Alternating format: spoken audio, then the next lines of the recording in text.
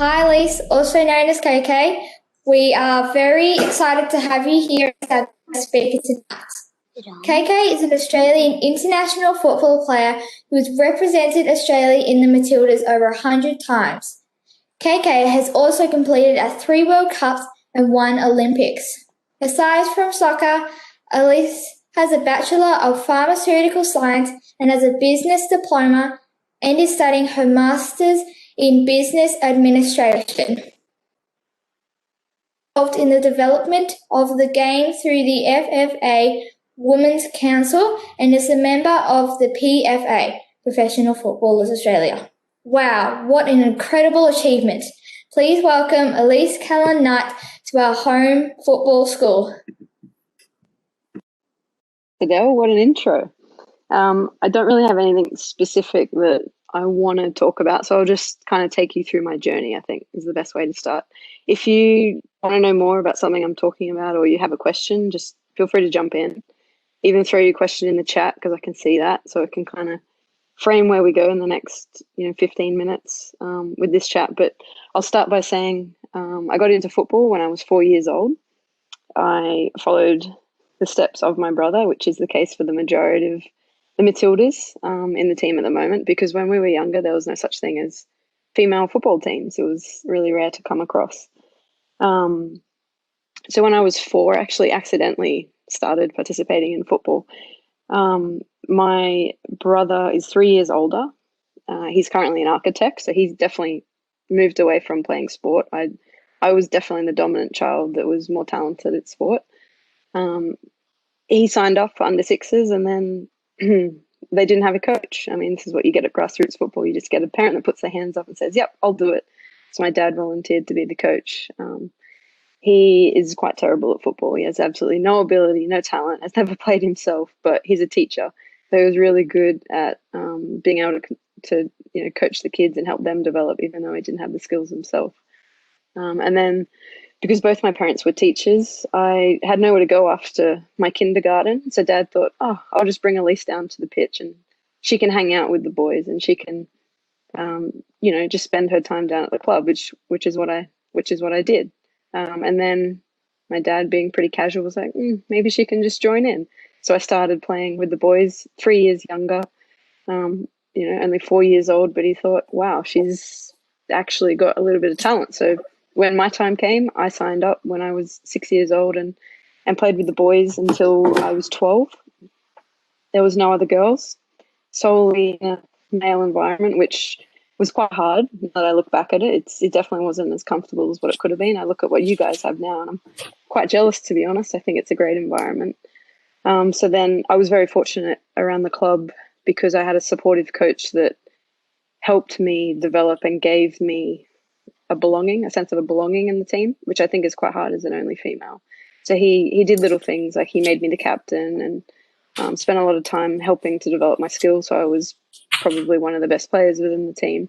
So the boys immediately respected me. And then unfortunately got to a point when I was 13, 14 years old, there was a rule that the girls couldn't play with the boys anymore. When you start to grow, the boys grow faster and become stronger. So I wasn't able to play at this club anymore. And I just thought, well, this is a bit silly. Like, where am I going to play football? There's no female team. If I make the next step, I have to play with full-grown women who are 20, 30 years old, and they're even more physical than a 14-year-old boy. So it just didn't really make sense. And thankfully I had a supportive coach and he said, nah, I'm not letting you stop play football. I'll find you something. So he rang up the Academy of Sport, which was the elite program at the time. The pathway system is different now, but going back 15 years, this was the pathway to be an Olympian, to play at a World Cup.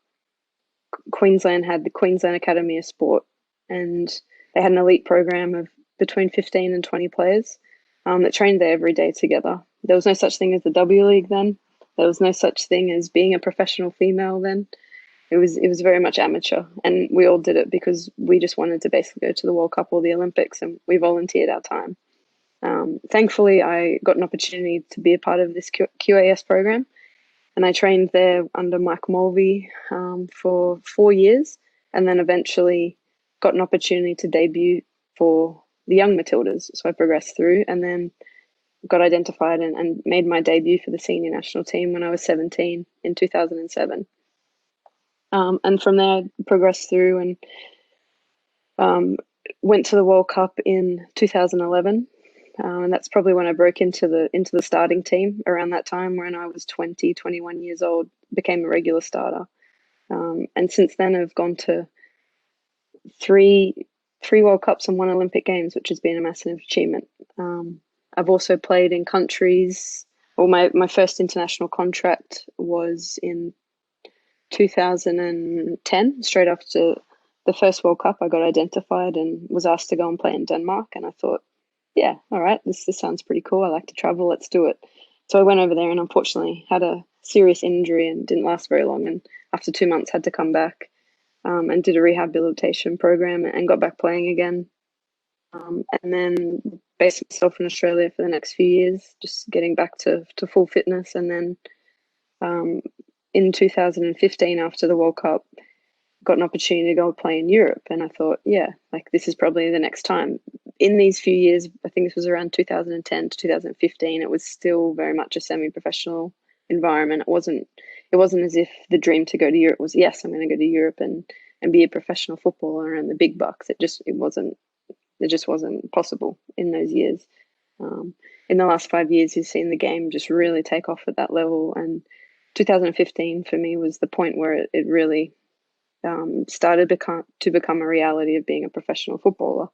And I was faced with a really tough decision because I'd been studying through all those early years, completing an undergrad in pharmaceutical science. I'd done 3/4 of my master's in pharmacy, was working as a chemist basically in 2015, and then got presented this opportunity to go to Germany. And I basically had to just pick, do I want to become basically a pharmacist and have a professional career, or do I want to keep playing football? And of course, I chose football. Who doesn't? So I had to leave my master's degree at that point and really put study away because there's no way to do a science degree overseas. And then I just really pursued playing professionally. And in these last 5 years, I've played in Germany for 3 years, Sweden for 1 year. I went to America last year, and now I'm back in Sweden. So it's really taken me around the world. So that's basically my spiel in terms of football. I haven't actually told you where I am now. So I'm living in Kristianstad, which is the Skåne region of Sweden. So the very bottom of Sweden. 2 years ago, I was in Stockholm, which is probably the middle area of Sweden, and that's the capital and the biggest city. So being down south has been a different experience, but Sweden is definitely one of the countries that I love the most. It's probably a country, having traveled so much, I would say the Swedish culture relates to the Australian culture the most, in terms of like the people being really friendly, relaxed. I found it very difficult to live in Germany because the cultural differences were just massive, and the language. I had to learn German. Every training session was in German, so I was forced to go to school. Not forced, but I took the initiative to go to school because it was just too hard to not understand everything that was going on at training. So I fully engaged in that course and studied for 4 to 5 months and completed all their language courses. So I'm quite fluent in German now. I see some questions coming through. So from Alice, did you ever play in the W League? Yes, definitely. So the first season of the W League was 2007. The way that the football program was, QAS program, which I was initially in, turned into the Brisbane Raw team. It just was basically a straight swap in, and that started in 2007. And I played for the W League was basically always my base, my hub, and it wasn't until I signed in Germany for this, really professional contract in 2015 that I truly left the W League. You probably don't really understand a lot about transfer windows and how these things operate, but when you sign for a club, say you're at your club now and you want to move to another club in world football, you can only do this in a designated time of the calendar in the year. So typically in Europe, this is in July and January. So if you go and sign in a European calendar, say for Germany, for a German team, not the national team, you can't play for the national team. Say you're playing for a club in Germany, you actually can't play for another club and move until January or July. So because I went there, I actually couldn't come back to the W League, if that makes sense. Whereas if you play in Scandinavia, so Sweden or Norway, their calendar is a little bit different. It allows you to play in both seasons. And this is what you see in the W League. You see players that play in America or Scandinavia. They can also play in the W League. So it allows you that freedom of movement. It's probably a little bit complicated, and you're probably like, well, that doesn't really make sense. I agree. It doesn't make sense to me as well. It's probably something we'll see in women's football change over the coming years, where we'll see countries more aligned to doing the same thing. But at the moment, yeah, it's quite difficult. Like if you're going to choose to play in a certain country, you have to understand the rules around how that season is based. Here's another question. Who was the best player you've played against? I have vivid memories of coming up against Marta for the first time in 2011. So I started my career I was a junior player in the midfield. And then when I progressed into playing for the young Matildas and the Matildas, I initially played as a left back. And it wasn't until I was probably 24 that I really got to have a chance to play consistently in the midfield. So in those early years playing in the defence, I was always coming up against class players, and for me, Marta just definitely sticks out.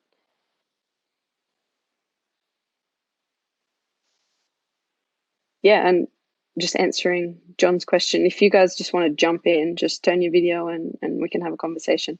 I prefer this to be more open. Otherwise, I'm just speaking to my computer. So if you guys want to jump in, feel free to. Make sure your camera's on.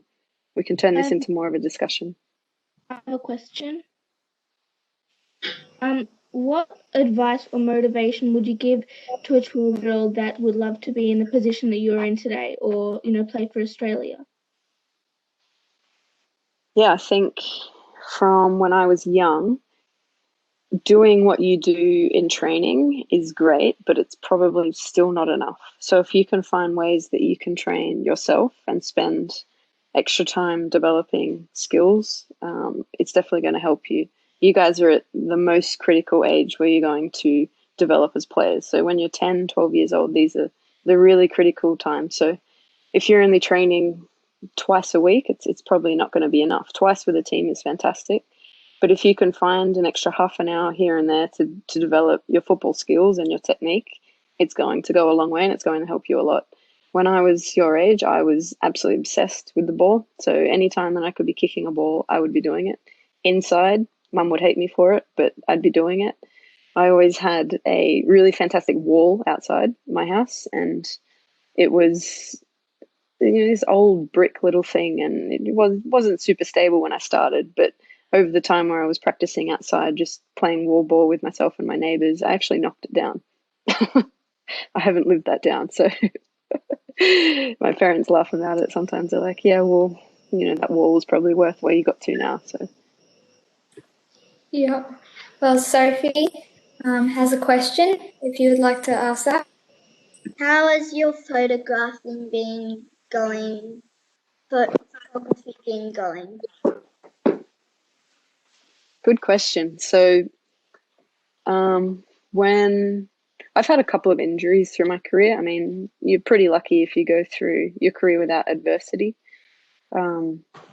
Every athlete will have a story of some sort of adversity, and for me, I've had a couple of key moments. And when I had my first knee injury in 2010, it really, really affected me mentally. It's really hard when you're so passionate about something and it gets taken away from you. And at that time, I was studying heavily, but I still felt like I was missing something. I felt like I was missing being creative, or football for me is being creative. So I was missing that aspect of my life. That's when I actually took up photography. So I couldn't surf at that time. I couldn't be on the football pitch at that time, and I just naturally gravitated towards a camera. And since then, I've actually really loved taking photos, and it's something that has stayed with me. So a lot of the girls keep travel diaries and journals of the places that they go, because it's just ridiculous the amount of travel that we do. I mean, I've been to over probably 30 countries. It's just outrageous. And it's impossible to keep writing about all these things, because are you really going to go back and read 500 pages of journal? Probably not. So it started to become a way for me to journal, like taking photos. And slowly over the years, it's just progressed more, and now I have a website. I've done an exhibition in Sydney with Ted's cameras, and but for me, it's still about capturing beautiful places that I visited with football. What was your idol? So, yeah, Ines, if you want to say your question, I was just Pearl had her hand up. Oh, sorry, no, the other person can go. Okay. I'm Pearl, and my question is, when you were like our age, like 10, 11, and 12, did you like think that you were going to play for, since they didn't really have a women's team, did you think that you were gonna play for a women's team, or did you have different aspirations in life? Good question.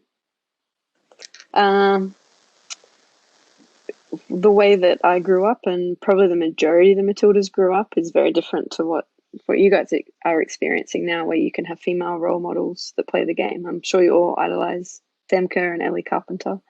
When I was your age, it just did not exist. My role models were David Beckham and Harry Kewell. Like, there just was no female footballers on the world stage. It was just unheard of. So for me as a 10-year-old, a dream, I didn't dream to be a pro footballer. It just wasn't a possibility.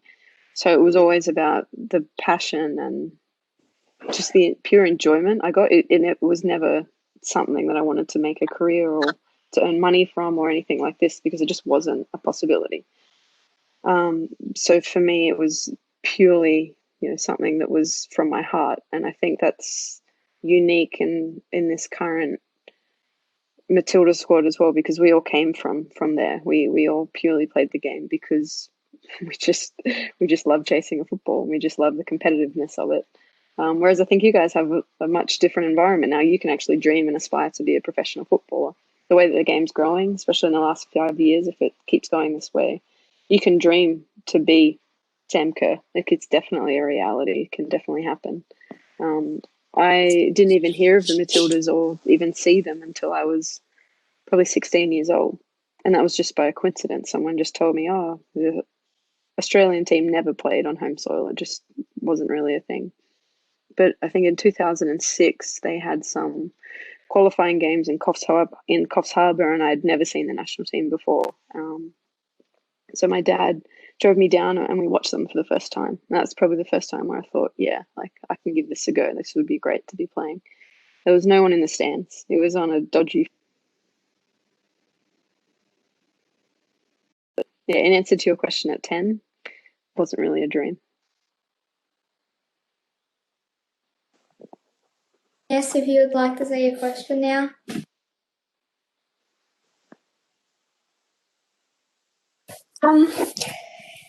Did it change your were you more nervous the more audience you had when you played soccer?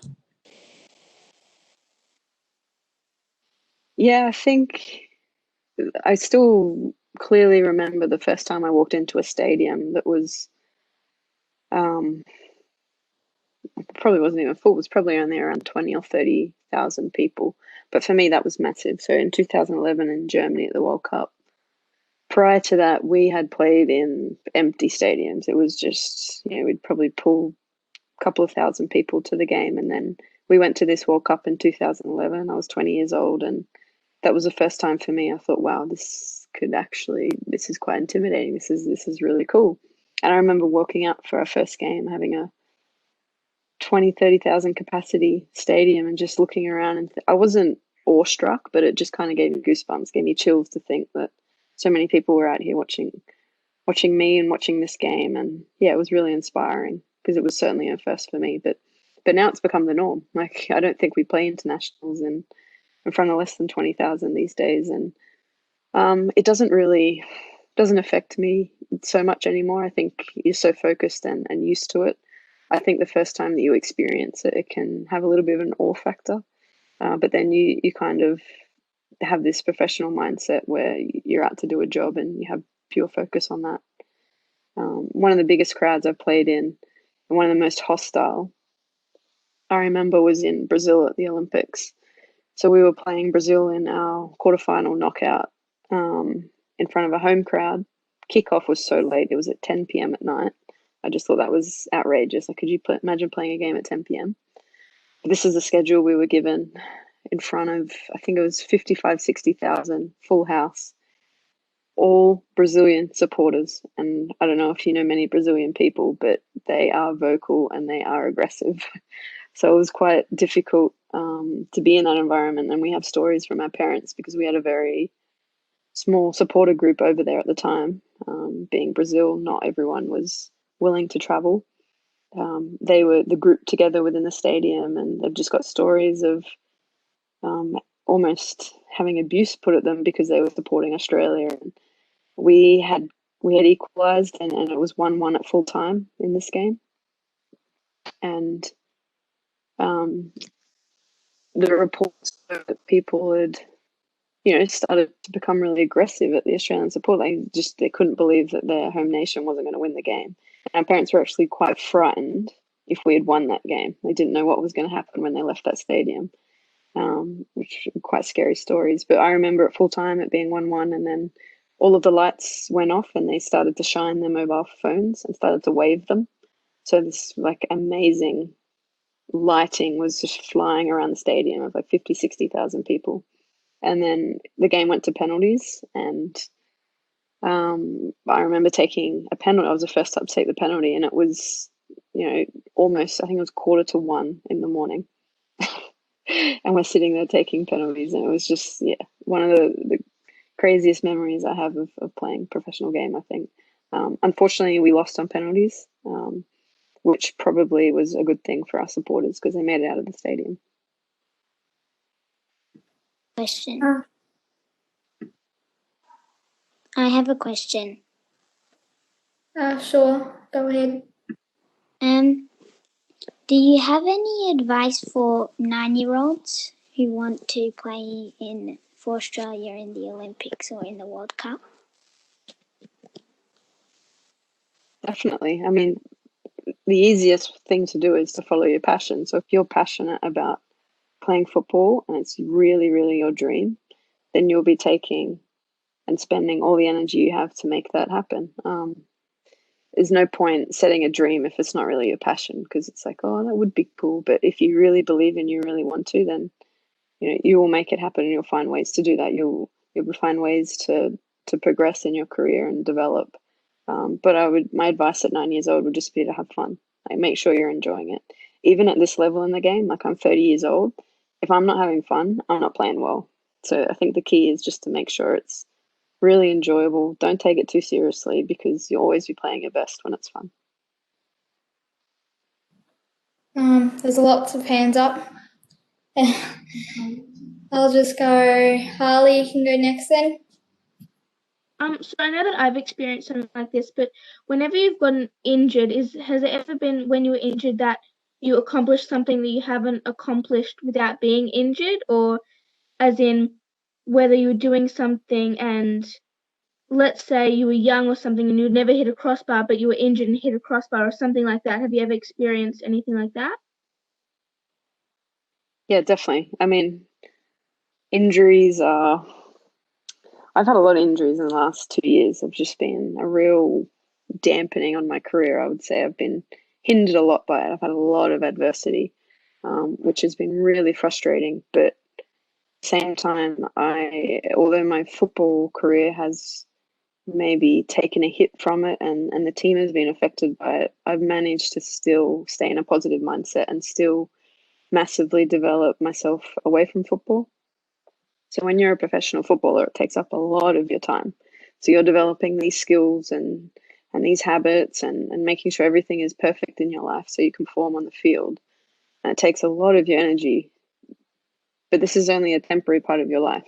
You can only play football for so many years. So you get to 30 years old, 35 years old, and you can't play anymore. So what have you developed in the rest of your life? And for us, that's a massive focus. So I'm a part of our PFA executive committee, and our PFA is a union that helps support players in their development away from football. And I'm a really big advocate for things like this, and I really concentrate on doing it a lot myself. So every time that I've had an injury, I've picked up a habit or developed myself away from football in a way that will help me once I can't play football anymore. And I think that's really important for you guys. So if you suddenly can't play football for a week or 2 weeks, or if it may be a serious injury for months, you can't stand still. You can't just wait for time to pass you by. You need to think of it as an opportunity. So, okay, I can't play football. That sucks. But what else can I do with my time now? Can I find a new hobby? Can I, spend more time with my friends and family, the people that matter? You can always turn it into a positive, because football does consume so much of your life. And when you step back and realize, well, now I've actually got more time to do and spend it in other areas, you'll be a better person for it. So I wouldn't get hung up when you're injured. I would think of it as an opportunity. Now you've just been given back all this time. Like, you can almost be a normal person. So to go and use it. Of course, rehab is an important part. You're still spending time doing rehab. But it also gives you a lot more freedom off the pitch.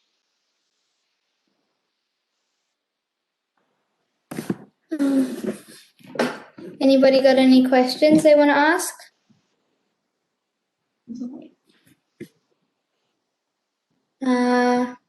Olivia? Question. She thinks. With all the clubs you've played all around the world, which has been the best environment and why? Question. I think it depends on you as a player. So each player will have their own things that they like. For me, I don't like being overly controlled. So in some environments, you get told what you're doing all hours of the day. Like, there is no freedom to do what you want to develop on, basically. Like, if I want to go and take free kicks for an hour, some clubs are so controlling that the training programs are so set that they don't allow that. And for me, that was really frustrating. So I'm not a big fan of these regimented clubs. I mean, for an example, a lot of the English programs over there, even though I haven't played in England, I understand how their programs operate. So they'll come in, they'll eat together at 8 a.m. They'll do their pre-activation exercises together. They'll go and train together. They'll come in, do recovery together. They'll eat together again. And then they'll go in the gym together. And there's just no room to actually be a human being in there. So in my current environment, I'm quite liking, because we have our scheduled trainings. But if I want to spend an extra hour here and there doing what I want to do, we don't have to eat together. We can if we want to. I have a few hours flexibility when I want to do gym, so we don't have to do it as a team together. Because when you become like 30 years old, you kind of want to be your own person. You don't want to be babysat all the time. So for me, I like to have a little bit of freedom, and clubs that understand that have been really good. I think one club that did it really well was Melbourne City. I really enjoyed my time down there. I thought it was very professional. Facilities were great. So that's been one of my favorite. Thank you. Olivia, if you would like to say yours. Hi, I'm Olivia. I was going to ask, what was the game that has been the most important to you? I really have strong feelings towards winning the Asian Cup final in 2010. This was a long time ago, but it's the only medal we've really won as the Matildas. And that was just such an important tournament for us. Like, it meant that we were going to the World Cup. We won a gold medal. It was just really significant, and the attention that we received from winning that game was just fantastic, because at that point, women's football really wasn't mainstream media. So for us to be on, front page newspaper and things like this was just enormous, and it was great to see. And then I also really think last year's World Cup games, I mean, our comeback being 2-0 down against Brazil was just phenomenal. Like, we have never say die printed on the inside of our jerseys, because it's what we live by as the Matildas. We could be losing 10-0, but we still have the attitude that we'll never say die. And you could just really see that against Brazil. And I'm just so proud of the girls to be able to come back from being so down at halftime. And then it was such an important game for us, because our World Cup could have been over if we lost that game. So for me, that was was a really key game, and that's something I'm proud of. I might just ask a question myself. So, what were your main character strengths when you're like just normal day or playing through soccer? My character, like, what are my strengths on the field, or? Yeah, strengths on Yeah. the field, what keeps you going, yeah. So it's kind of changed through my career, to be honest. I used to be a fullback, but now as a 6, it's definitely passing distribution, passing accuracy, and vision. So being able to understand what is happening on the field at all seconds of the game, like, it's a really hard thing. So if there's any midfielders on this call, then it's really important that you start to get this 360-degree awareness.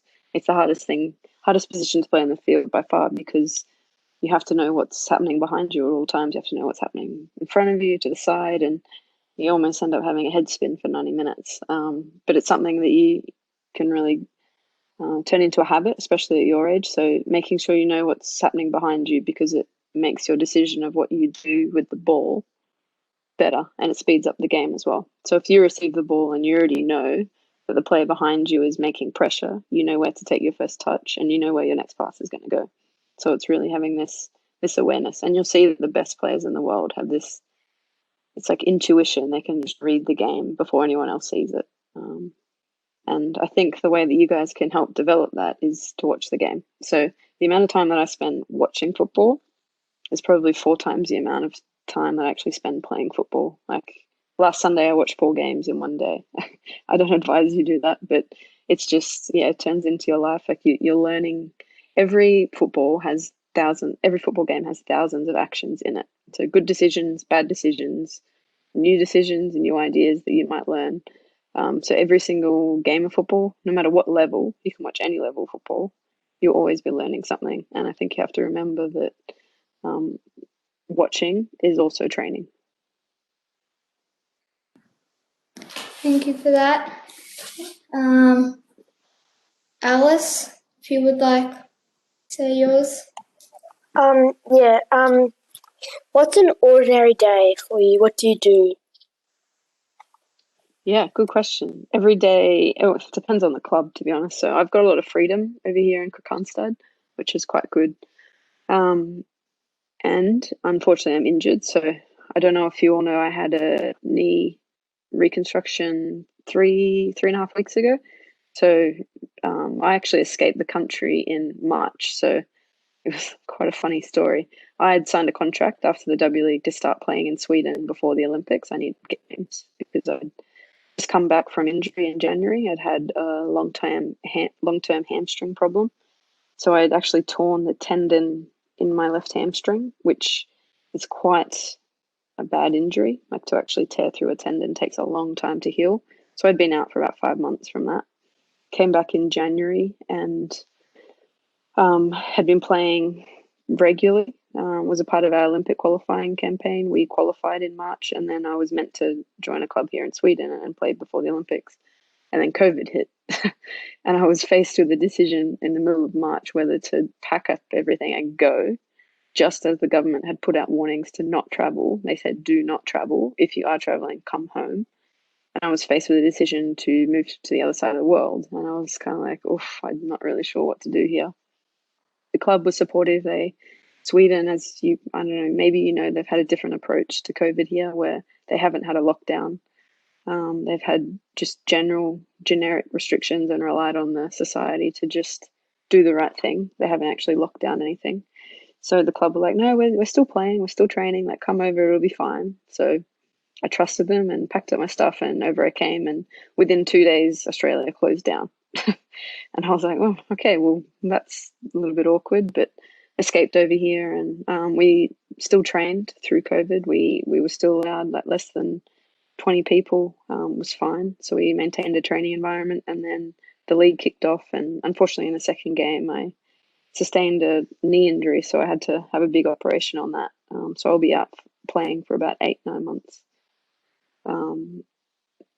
So yeah, I forgot I hadn't really told you much about that. So that's where I'm at now. So three weeks into rehab, back walking, back biking. It'll be a slow progress. I don't think I answered your question. What was even your question? Sorry.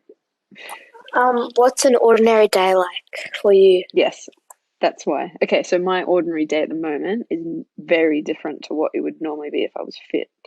So if I was fit, here we train in the afternoons, so around 3-4 p.m. So we train most days. We'll have 1 day off per week. I'll do 2 gym sessions. So say we play Sunday. Monday will be recovery. So I like to get in the pool. I like to do a bike ride. I like to do yoga. Tuesday will be Tuesday morning gym, Tuesday evening training, Wednesday evening hard training, Thursday morning gym, Thursday evening lighter football training, Friday evening like a tactical session, Saturday 45 minutes, 1 hour pre-game, and then Sunday game. That would be a normal week. In between trainings, I would normally have a little bit of a rest, probably read a little bit, just really try and relax. I love doing yoga. I think it's really, really good. Probably something you'll get into later on in your life, but I think it's really good in terms of helping you maintain your body. A time that you spend like stretching and doing little activations and making sure everything's ready to go to prevent injuries is quite a considerable part of your day as well. And that looks very different to what I do now that I'm injured. So now that I'm injured, I'm in the gym probably 2.5 hours every second day. So it's quite lengthy, quite time consuming, and then swimming on alternate days and bike riding. And I've just started studying. So the week that I got injured, I dove back into university. So I needed something else to keep me, sane, basically. And this is something I'd wanted to do for the last 6 months, and this gave the perfect opportunity, and I had the time to do it. So now I do that. I also work part-time with a project management consultancy. So I've got a lot of stuff going on off the field, which I'm trying to fit around trainings as well. Thank you. Amelia, would you like to ask your question? At any point in your career, like even if you were younger, did you have any doubt in yourself that you couldn't do this? Yeah, definitely. Everyone has some sort of adversity. It's unheard of to go through your career and just be told you're the greatest and you'll be the best player ever. Like, it just doesn't happen. You'll have all different things. Like, you'll have a coach that doesn't like the way that you play. You'll have a coach that thinks you won't develop, or you'll get distracted by your friends and you'll want to do other things, and like there'll be many things that try and derail you from being the best player that you can be. But that inner self-belief gets challenged for sure, but I think it's something that you just have to really build within yourself. So you just have to have this kind of rock inside you to think, yeah, this is what I want to do, and no one's going to derail me from doing it, because there's definitely times where you get challenged. I remember when I was 15 and there was just so much negativity from my coach that it was every training was, you just had no confidence. You just felt like you weren't good enough. You weren't going to make it. But it's just, you have to find that rock inside you to think, no, I love playing. Like, I'm going to be good enough. Like, I'm going to keep working at it. You can't let these external things. You also need a really good support around you. So for me, the easiest is maybe a best friend or your parents. So they can always pick you up. They can realize when your mood's down a little bit, they can maybe offer some encouragement or advice and not let you give in, because you also need a really good support around you, because there are times where you get challenged and think, oh, maybe it's not for me, maybe, and you need someone to say, no, like, wake up, it is, you'll be okay.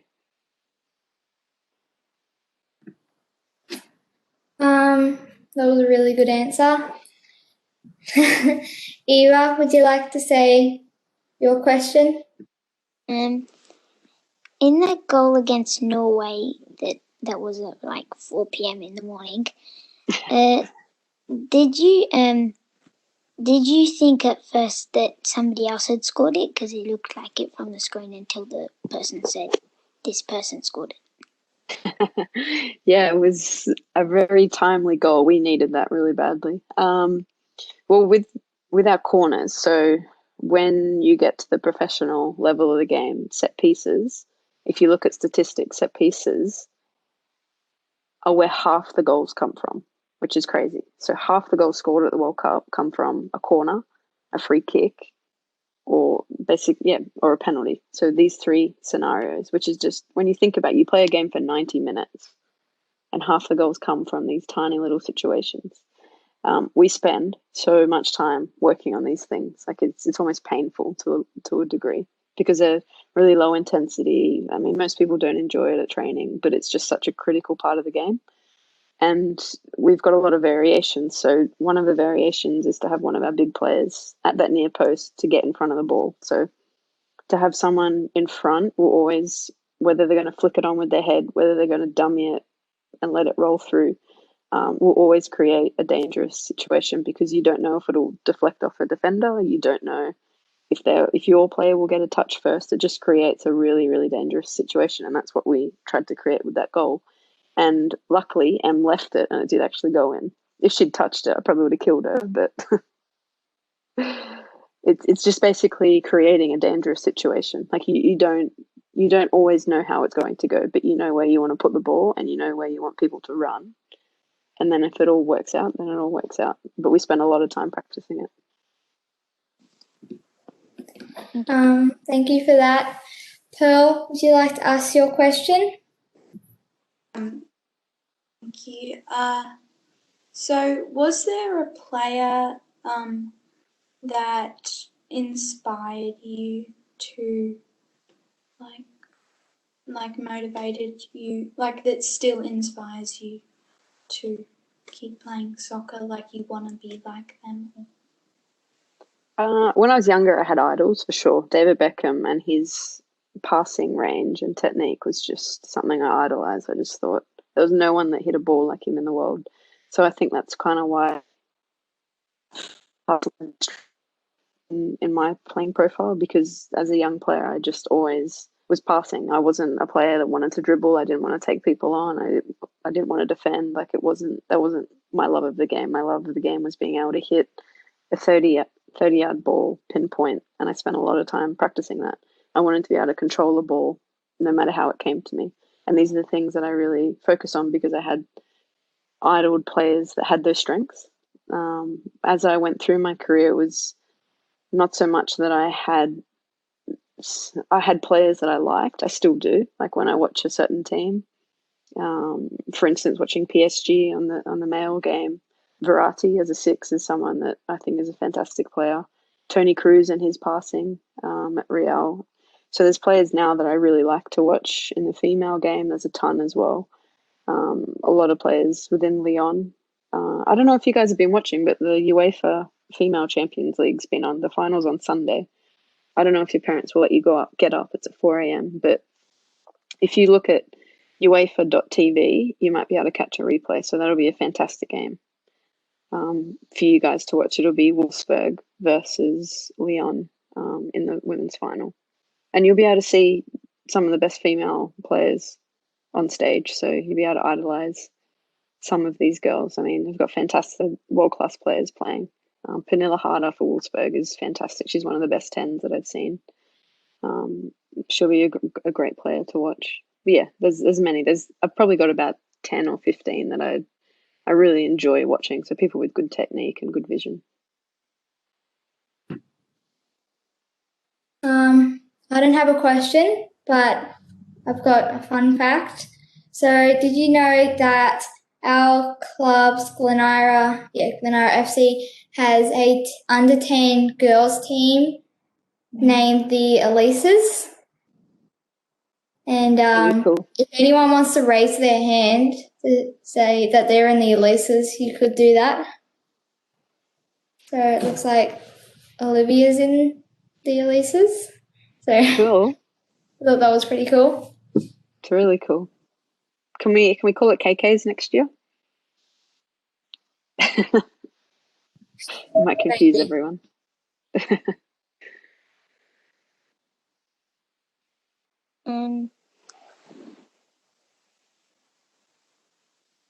I've got another question. Oh yeah, Harley, you can go. Just John's saying in the chat that I can say yes. We're going to call it the KKs next year.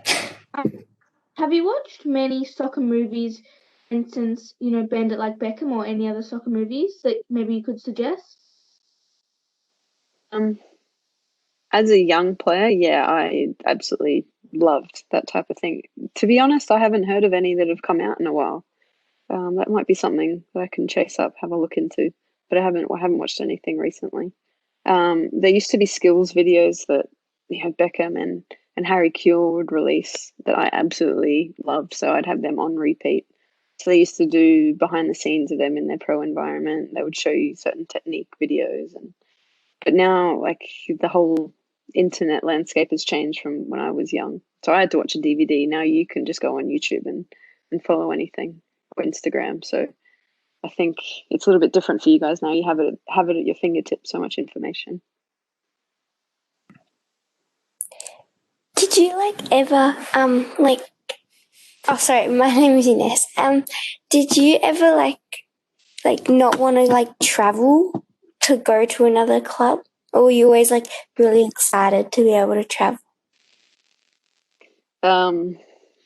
Really great question. After I'd been in Germany for 3 years, because I really hadn't gotten the chance to come home a lot, so there would be a 1 week, 2 week window per year that I would actually get to come back to Australia. So I was basically living in Europe for 11, 12 months of the year, which was really tough. And after 3 years of that, I just really had enough. And that's when I decided I wanted to leave that contract and try and do a combination of the W League and America together. And in hindsight, I shouldn't have done that because it turned out to be a really bad situation for me, and I should have just stuck it out in Europe. But that would be a case where I got purely homesick. I just missed being in my country, speaking my language, with my family, with my friends. And to come home and play at Melbourne for those few months was really refreshing and gave me a new sense of energy. And then I was ready to go overseas again. It's definitely a challenging lifestyle because I don't know how many sets of bed sheets and cutlery I've bought in the last 5 years. It's driving me crazy, but yeah, you're always on the move and it does get a little bit tiring. Thank you for that. And one last question. Olivia, I have one. would like to ask a question. Thanks, Adele. I'm from the Elises, and I was going to ask, when you said you have hard training and just normal training, what's the difference between hard training and just your normal training? Good question. A lighter session is normally technique focused, so more passing, less running, more first touch, so working on your skills, your football skills, whereas a harder session will have more running. So we know, we have so much research now to show how much football players should be running. So we always wear GPS units in training. So we know per training how fast you run, how far you run at this speed. So after every training, we get a printout like you did 500 high-speed meters or you did 0 high-speed meters. So a low-intensity training would probably be 0 high-speed meters. And then a high intensity would be around 800 high-speed meters.